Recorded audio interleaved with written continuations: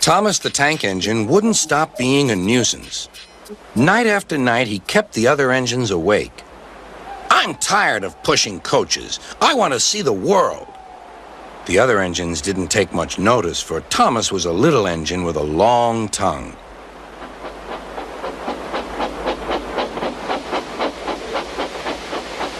But one night, Edward came to the shed.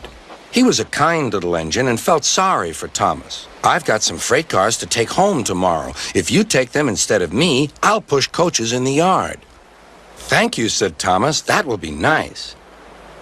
Next morning, Edward and Thomas asked their drivers, and when they said yes, Thomas ran off happily to find freight cars.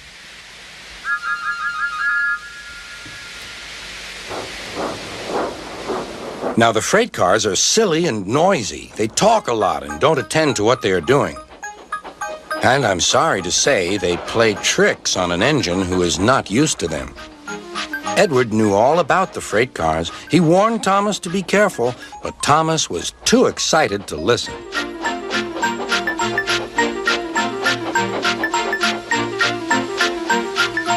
The shunter fastened the coupling, and when the signal dropped, Thomas was ready. The conductor blew his whistle. "Beep, beep," answered Thomas and started off. But the freight cars weren't ready. "Oh, oh," they screamed. "Wait, Thomas, wait!" But Thomas wouldn't wait. Come on, he puffed.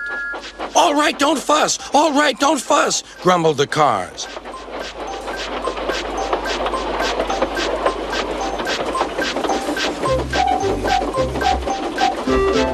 Thomas began going faster and faster. "Whoosh!" he whistled as he rushed through Henry's tunnel.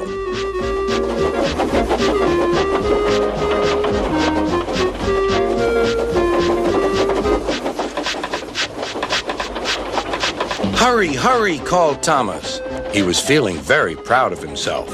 But the cars grew crosser and crosser. At last, Thomas slowed down as he came to Gordon's Hill.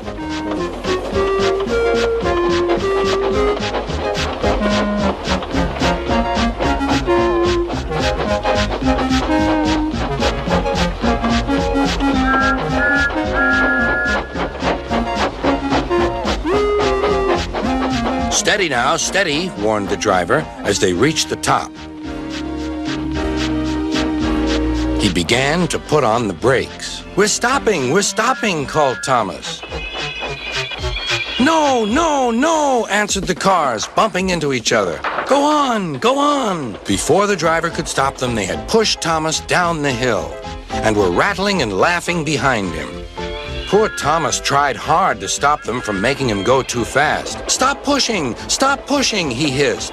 But the cars took no notice. Go on, they giggled in their silly way. "There's the station. Oh dear, what shall I do?" cried Thomas. They rattled straight through and swerved into the goods yard. Thomas shut his eyes. "I must stop." When he opened his eyes, he saw he had stopped just in front of the buffers. There, watching him, was Sir Topham Hatt. "What are you doing here, Thomas?" he asked. "I've brought Edward's freight cars," Thomas answered. "Why did you come so fast?" "I didn't mean to. I was pushed," said Thomas.